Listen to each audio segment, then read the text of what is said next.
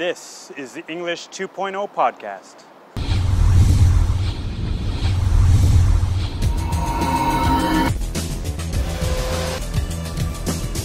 Communicate globally. Raise your level.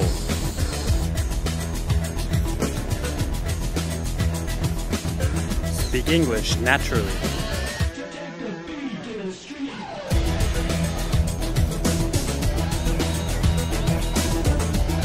Hello and welcome to the 10th episode of the English 2.0 podcast. My name is Al. Thank you for watching today. I'm really happy to have you here. Well, today is the 10th episode, so I thought we would talk about a very special topic. Well, a topic that I really haven't talked about yet, and that is simply the question, what is English 2.0? Or what do I mean when I say English 2.0? So we will discuss that today and hopefully clarify exactly what I'm talking about when we talk about English 2.0. But first of all, I just wanted to say thank you again to all of you who have downloaded or watched the podcast here. I really appreciate you spending time with me every time. I know each episode is about 10 or 15 minutes, and you spend that amount of time with me each time. So I just wanted to say thank you for allowing me to hopefully help you reach your English goals. Well, again, my name is Al, and I'm coming to you today from Yokohama, Japan. And for a while I wasn't really watching the statistics to find out where people were downloading the podcast. So I recently changed services, and I was able to see where people have been downloading from. And since I'm in Japan, I've been focusing on teaching students from Japan. But I was very happy to see that people from many, many different countries have been downloading and hopefully watching the English 2.0 podcast. So to those of you who are watching not from Japan, thank you again for tuning in, and I hope a lot of this can help you as well. Actually, the building that you're looking at behind me is the Fuji Xerox headquarters, and just down the road here is the Nissan World Headquarters. And why am I here today? Well, no particular reason other than it's pretty quiet. Not so many people around. Yokohama is just south of Tokyo, and this area is quite crowded, as you may know. So it's quite hard to find a place that is not so crowded with people. So that's why I'm here today. No other really particular reason. But anyway, let's get on with our main topic today, which is what is English 2.0? All right, well, let me start by giving a little background first on the whole concept of English 2.0 and how it started. Well, as you know, I've been teaching in Japan for over 10 years now, and so I also have been talking with my partner, who also has been teaching in Japan for several years.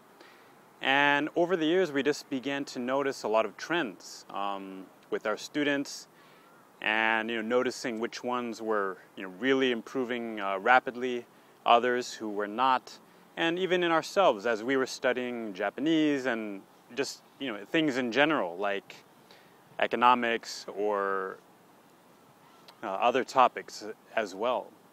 And we just started to put together ideas about what are the true factors for success, or what are the true things that help us raise our level or be more successful.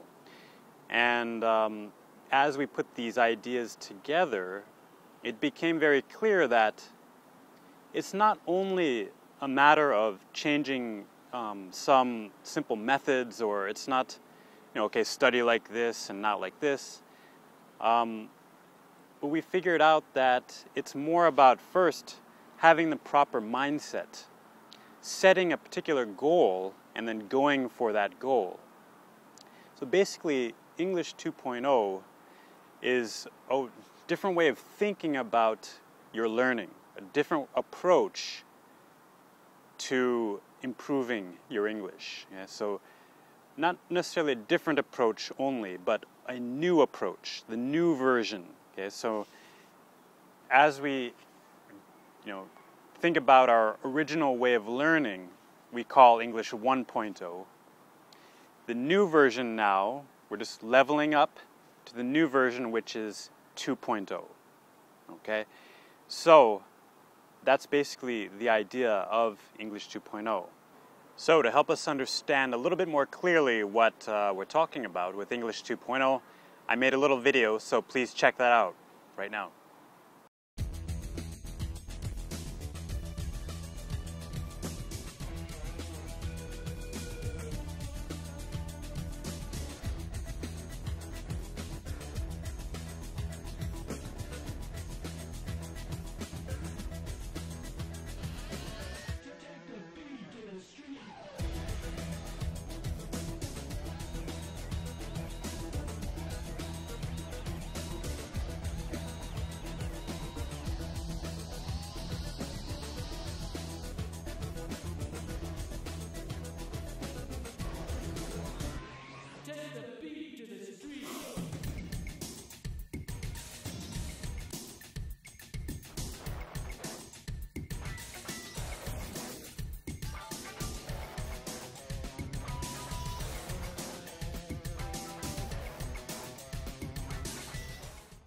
Alright, so in the video I broke it down into about 7 different parts. So let's go into each one of them just very briefly now.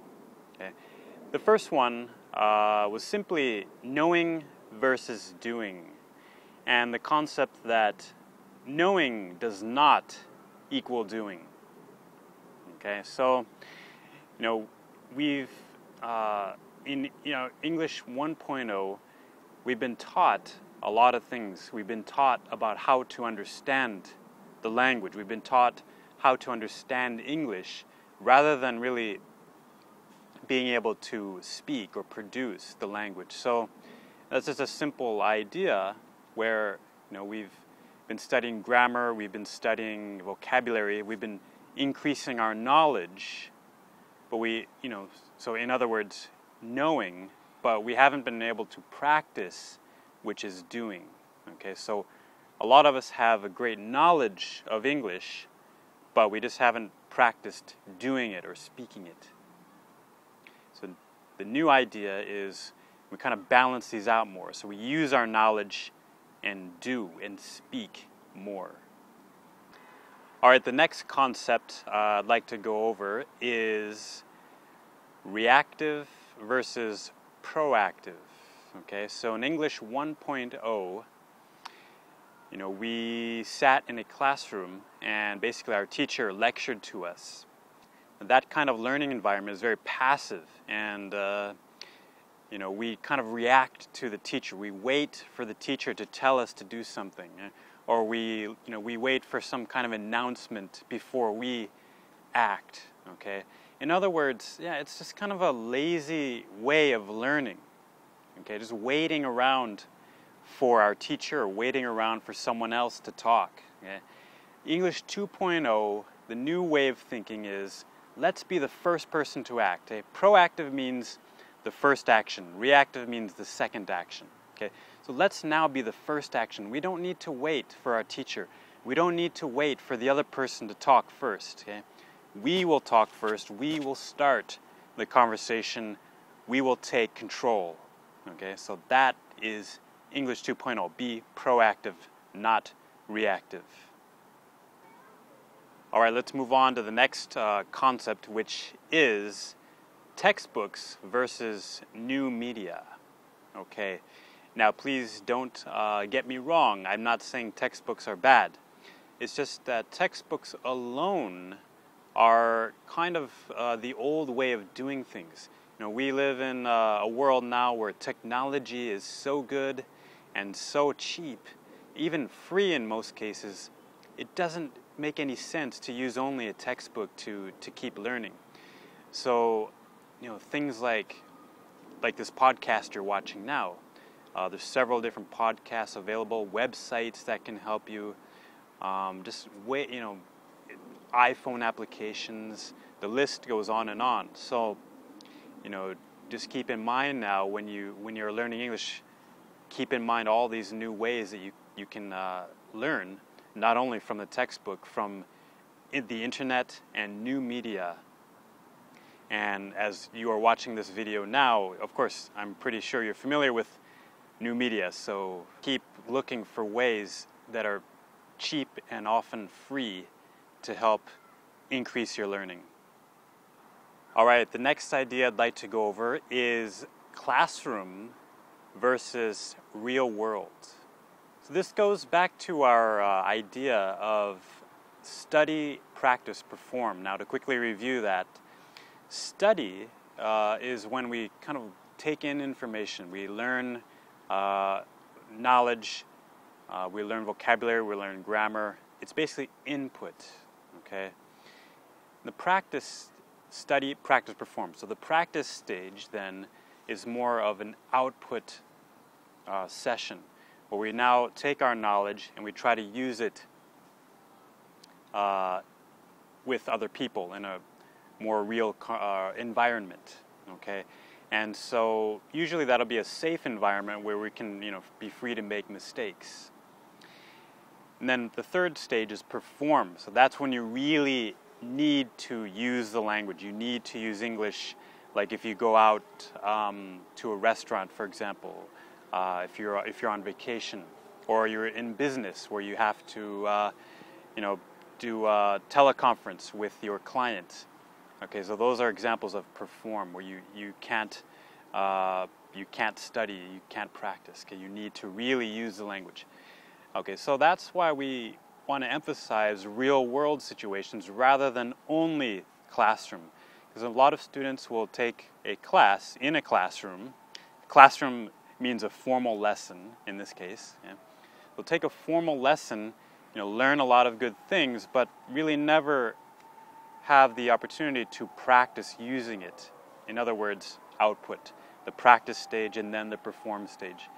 The real world environment allows you to practice talking with real people and real conversations, and that part of English or any language is very necessary to helping you improve. So try to really increase your real world opportunities to practice using the language, using English. That is English 2.0. All right, almost done. The next concept is eyes versus ears. Okay.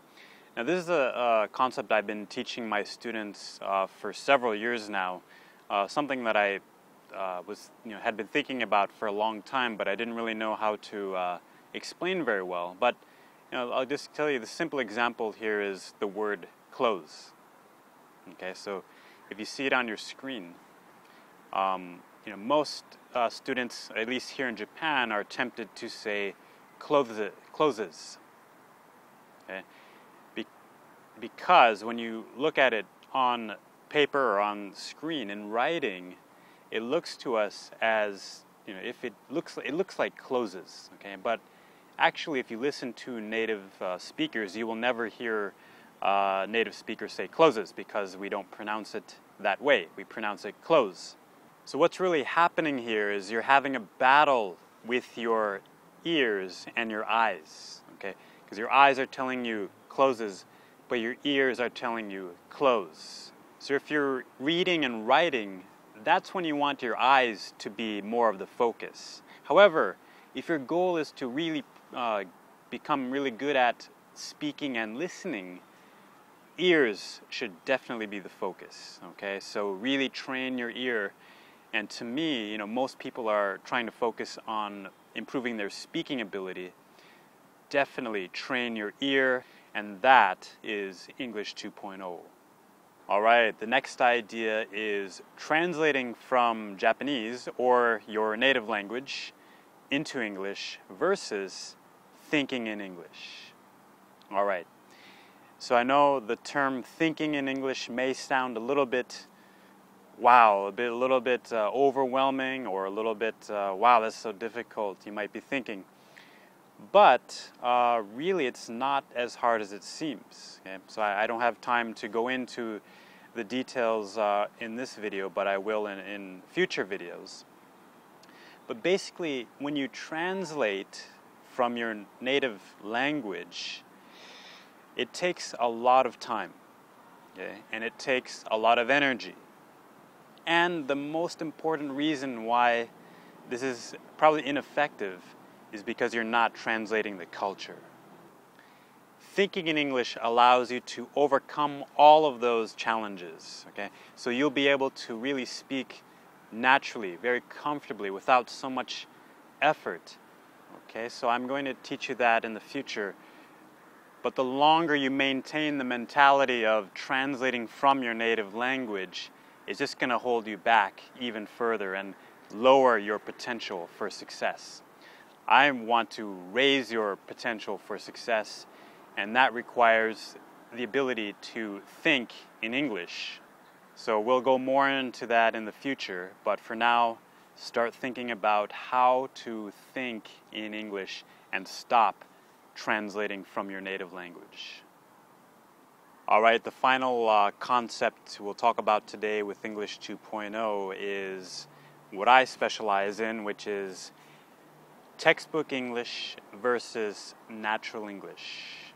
Okay, so what that means is I know a lot of you out there have a very solid base of grammar or vocabulary, as we talked before, the knowledge, okay? So you have a very good knowledge of textbook English, okay?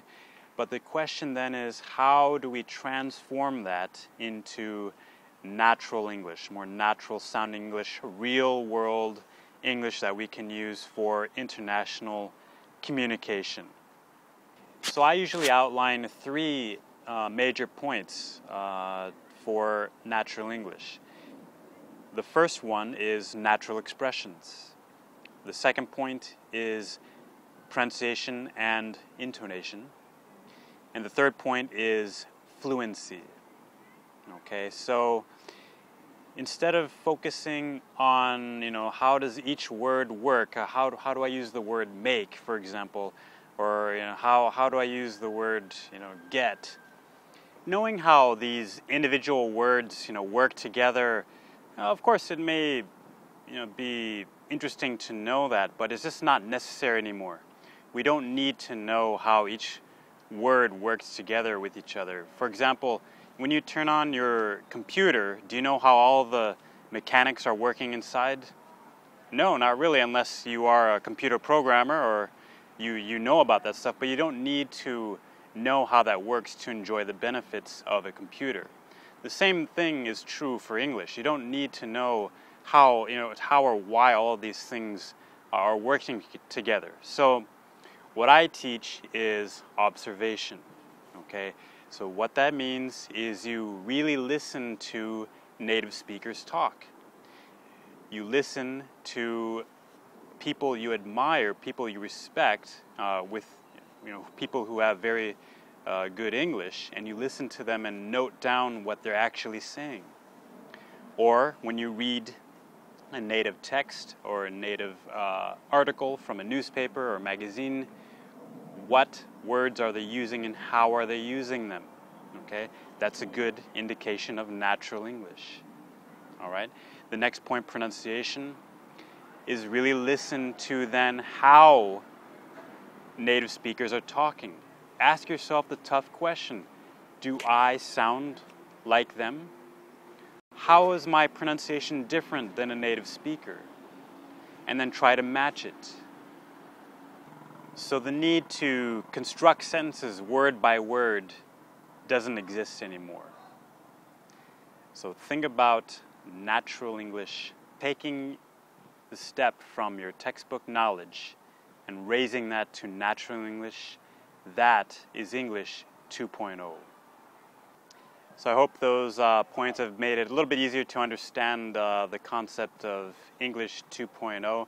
Now, of course, the idea of English 2.0 is it's not limited to those 7 ideas.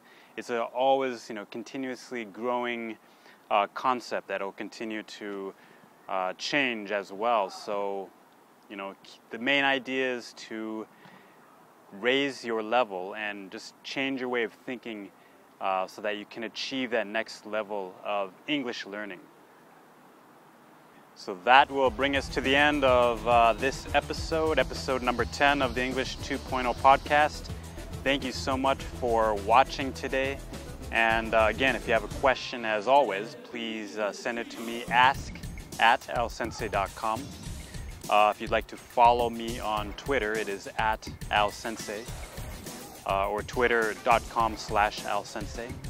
And almost 1,000 followers now, so if you would like to join that group, I would love to have you.